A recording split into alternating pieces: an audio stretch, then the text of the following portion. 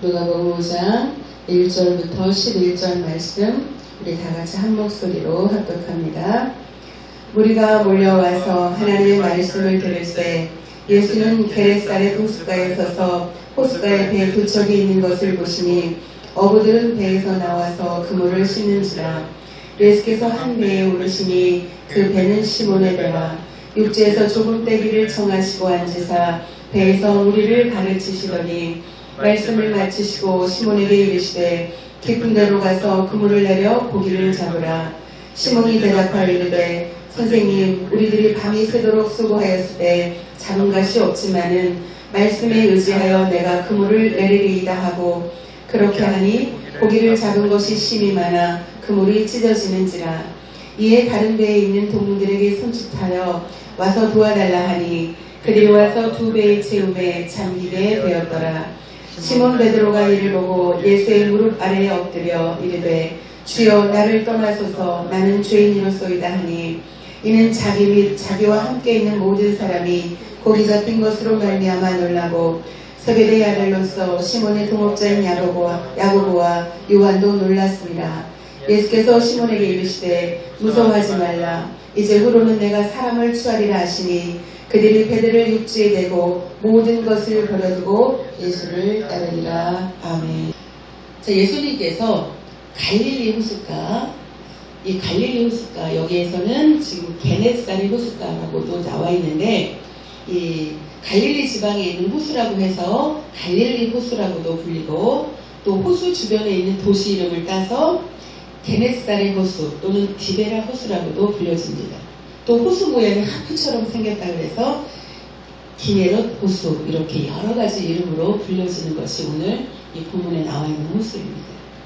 게네사렛 호숫가, 갈릴리 호숫가에 이제 예수님이 서 계시는데 많은 무리들이 지금 예수님 앞에 옵니다. 말씀을 듣기 위해서 많은 무리들이 지금 그 앞에 와 있어요. 그러니까 예수님께서 계속 이제 하나님 나라 복음을 이렇게 말씀을 전하고 있는데 예수님의 시선이 지금 한 사람에게 두 배에 지금 머물게 됩니다. 거기 2절에 보니까 호숫가에 배 두 척이 있는 것을 보시니 어부들은 배에서 나와서 그물을 싣는지라. 그러니까 지금 많은 무리들이 있는데 예수님이 특별히 지금 마음이 가는 곳이 있어요. 시선이 머무는 곳이 있어요. 그게 바로 누구냐면 두 배예요. 그 중에 많은 무리들이 있는데 그 많은 무리 가운데 특별히 예수님의 그 마음과 시선이 두 배에 머물렀어요. 그 두 배에서 어부들이 나와서 이제 그 고기잡이를 밤새 끝내고 아무것도 잡지 못한 채 이제 그물을 싣는 그 광경을 지금 예수님이 보신 거예요. 그리고 예수님이 그 두 배 중에서 한 배에 딱 오릅니다. 그 배가 그 두 배 중에서 한 배가 바로 베드로라고 하는 시몬입니다. 그 시몬의 배에 예수님이 오릅니다. 그래서 배에서 육지에서 좀 떨어져 있기를 지금 청합니다. 육지에서 조금 배를 띄워라. 그렇게 청합니다. 그래서 그 예수님은 이제 육지에서 좀 떨어진 그 배에서 지금 무리를 다시 말씀으로 가르치기를 시작합니다. 그렇게 다 말씀을 마치시고 나서 갑자기 예수님께서 시몬에게 이렇게 얘기합니다. 깊은 데로 가서 그물을 내려 고기를 잡으라. 이렇게 얘기를 해요. 그러니까 베드로가 어부잖아요. 어부의 전문가죠. 고기 잡는데 전문가예요. 어느 때에 고기가 잡히고 어느 곳에 가서 어느 곳에 그물을 내려야 고기가 잡히는지 어느 시점에 그물을 내려야 되는지 너무나 잘 아는 베드로예요. 어부로서 잔뼈가 굵은 사람이에요. 밤새 그 고기들이 머무는 그 고기들이 이렇게 그 흐르는 그 길이 있잖아요. 그러니까 그때 아무 때나 고기가 잡히는 게 아니고 그 장소 그리고 그때 시간이 있단 말이에요. 그러니까 그걸 너무나 잘 아는 베드로가 그것에 맞춰서 그물을 내렸는데 밤새 한 마리도 못 잡았어요. 이제 여기에는 나와 있지 않지만 마태복음에는 그 형제 안드레도 같이 있는 걸로 나와요. 그리고 같은 동업자 요한과 야고보 그 같이 고기를 잡는 어부들이었어요. 지금 이제 여기가 마태복음과 누가복음이 같은 사건이지만 약간씩 다르게 표현이 되어 있어요. 근데 이 시몬 베드로 그리고 그 형제 안드레 그 다음에 요한과 야고보가 지금 이제 배를 가지고 가서 고기를 잡는데 고기를 한 마리도 그 전문가들이 고기를 못 잡은 거예요. 얼마나 이들이 어느 때에 어느 장소에 어떤 타이밍에 탁 그물을 내려야 고기가 잡히는지 얼마나 잘 알겠어요. 그런데 한 마리도 못 잡았어요. 그들의 마음이 굉장히 상해 있겠지. 실망해 있겠지. 그 고기를 잡아서 내다 팔아야 가족들이 먹고 사는데 한 마리도 잡지 못했어요. 그들의 마음이 얼마나 상해 있겠어요. 그렇죠? 속상하고. 자기 뜻대로 자기 계획대로 모든 것을 진행했는데 안 된 거예요. 그게 그냥 빈 그물을 그냥 이렇게 싣고 있는 그런 상태예요.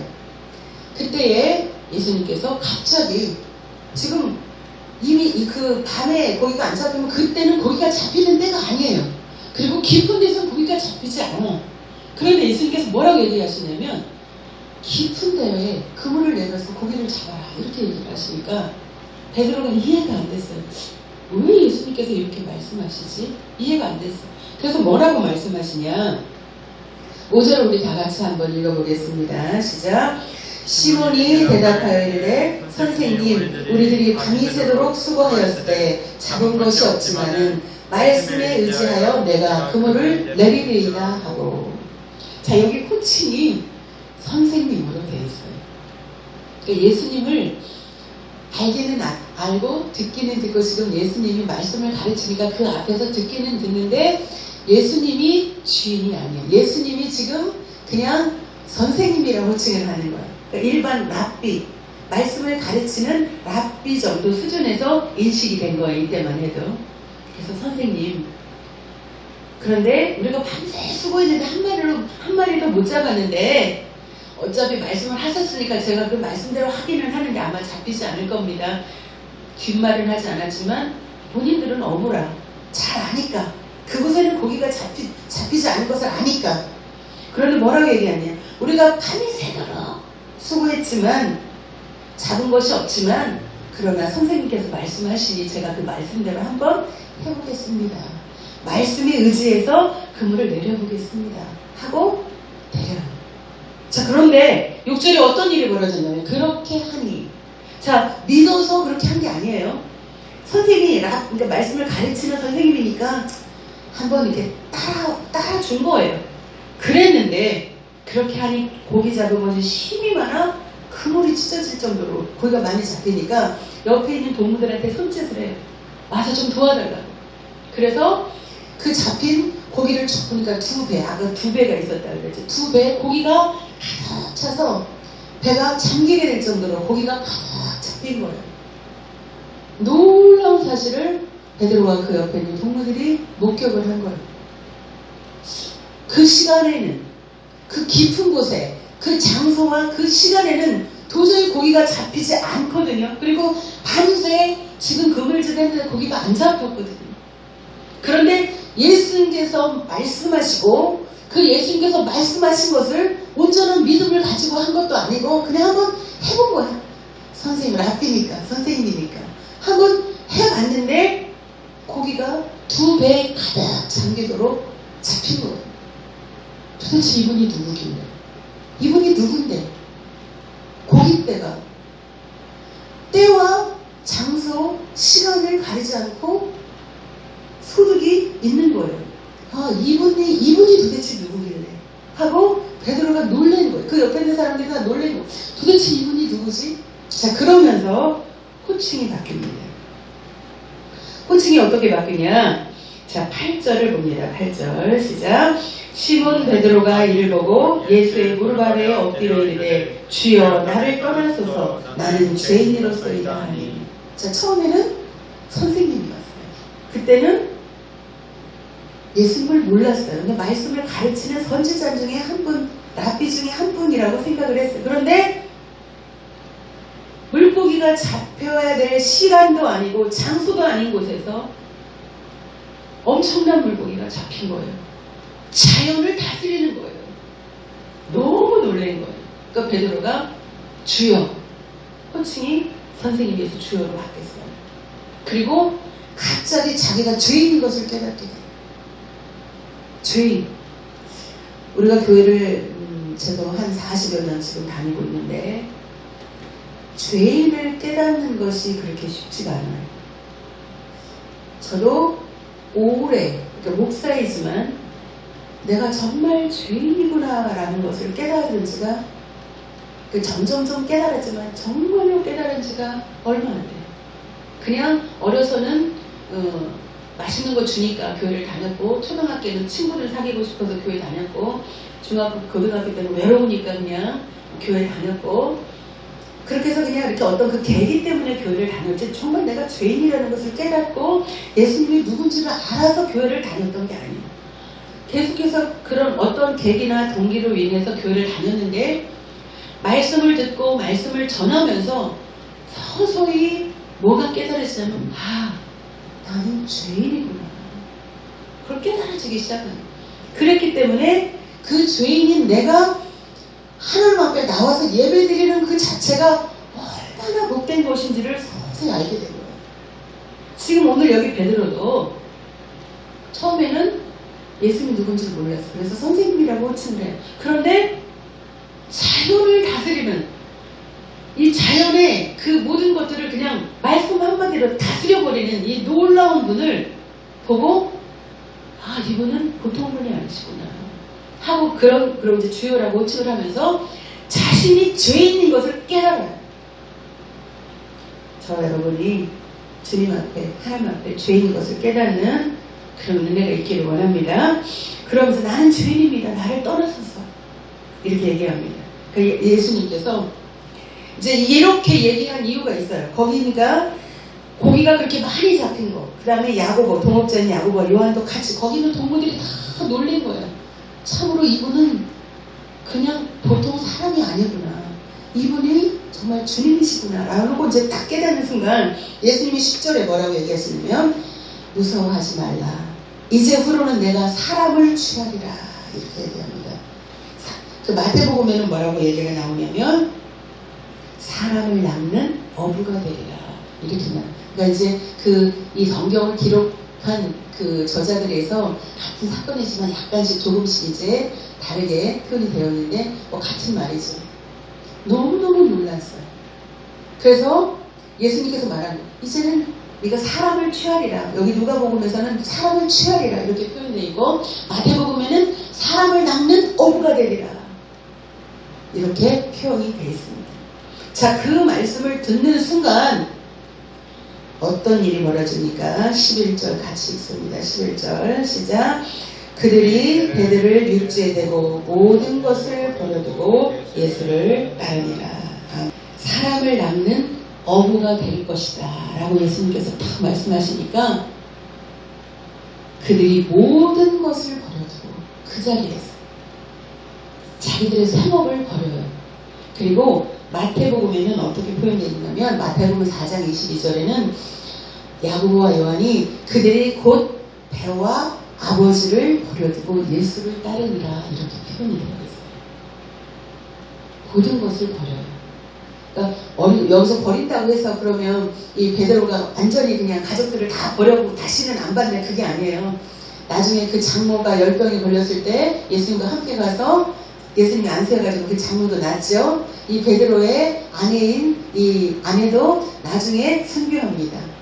그러니까 여기서 버려둔다는 것은 제1로 생업을 자기 그 어부, 고기 잡는 것을 자기 어부로 삼았고, 그 어부로 삼아서 고기를 잡은 소득을 가지고 자기 가족들을 부양했는데, 이제는 제1, 우선이 뭐가 되냐면 예수님이 됐다는 거예요. 제일 먼저 예수님의 제자가 되는 것이 제1이라는 거예요.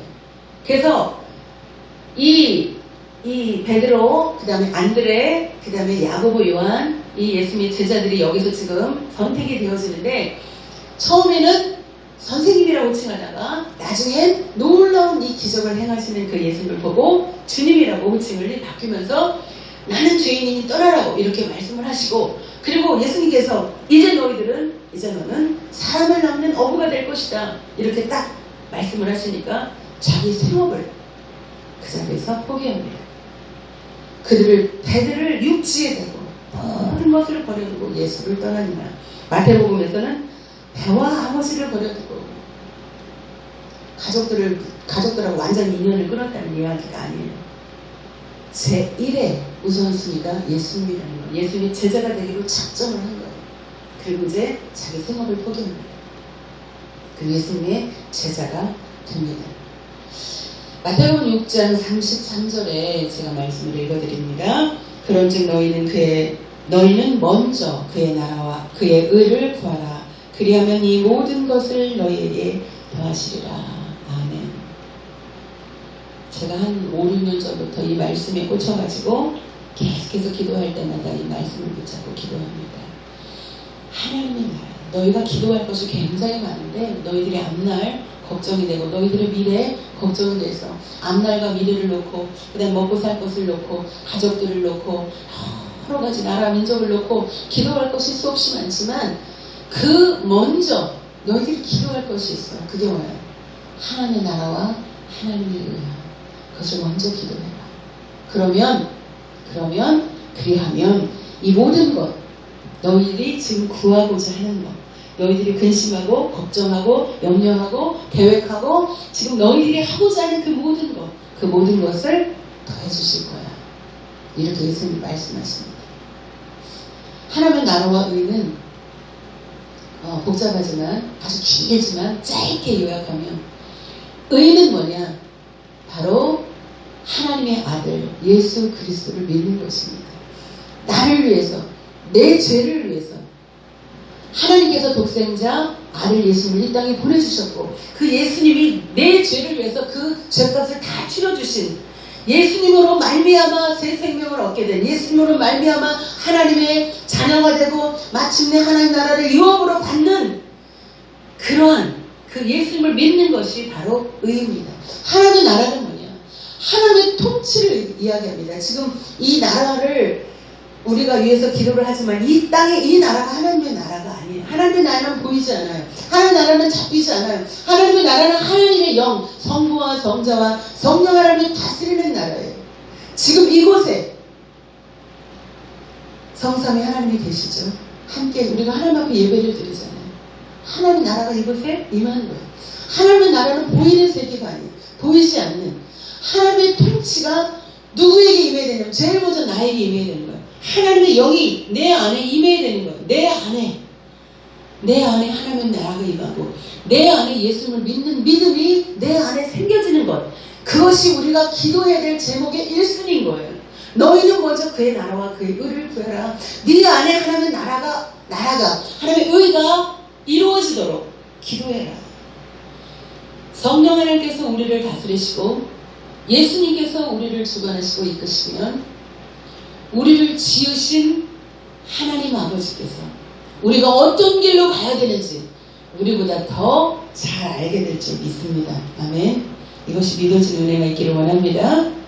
우리를 만드셨고 우리를 지으셨고 지금도 우리를 다스리시고 우리가 어떤 길로 가야 되는지 누가 더 잘 알아요? 우리를 만드신 분이 더 잘 아시죠. 그래서 우리 안에 예수님을 믿는 믿음이 있게 해주시옵소서. 하나님께서 성령 하나님께서 온전히 나를 통치하기를 원합니다. 성령님 내 안에 오셔서 나를 다스려 주시고 내 안에서 예수님을 믿는 믿음이 굳건해지게 하여 주시옵소서. 이 기도가 바로 하나님의 나라와 의를 위한 기도예요. 그것이 먼저라는 거예요. 제가 예수님을 예수님이 믿어지기를 원합니다. 성령 하나님께서 온전히 나를 다스려 주기를 원합니다. 오늘 나를 붙잡으시고 내 발걸음 하나하나 붙잡아 주시고 내 삶을 온전히 통치해 주시고 다스려 주시옵소서. 그리하여 나를 통해서 이 땅에 하나님의 나라가 전파되어지기를 원합니다. 하나님 나라 일꾼 되어지기를 원합니다. 하고 내 안에 하나님의 나라와 의가 먼저 이루어지도록 이것을 먼저 기도하시는 저와 여러분이 되기를 원합니다. 그리하면 이 모든 것을 너희에게 더하시리라. 보너스를 주신다는 거예요. 걱정하지 않아도, 근심하지 않아도, 염려하지 않아도. 오늘 베드로가 자기 지혜로 자기 평생 갖고 있는 그 재능, 지혜, 그 지식을 가지고 하려고 했지만 안 되잖아요. 그런데 예수님께서 말씀을 한마디 딱 하셨는데 그 말씀을 붙잡고 그 말씀에 의지하여서 그 말씀을 붙잡고 그대로 순종했더니 놀라운 일이 벌어지잖아요. 예수님을 믿는 믿음이 저와 여러분에게 있어지기 원합니다. 지금 우리나라 오늘 이 시간에 주일날 비대면 예배를 드리라고 하는 바람에 많은 교인들이 교회를 가지 못하고 예배를 온전히 드리지 못하고 점점 교회를 떠나는 자들이 많아지고 있는 이때 하나님의 양과 염소를 가르는 이 시기 같아요.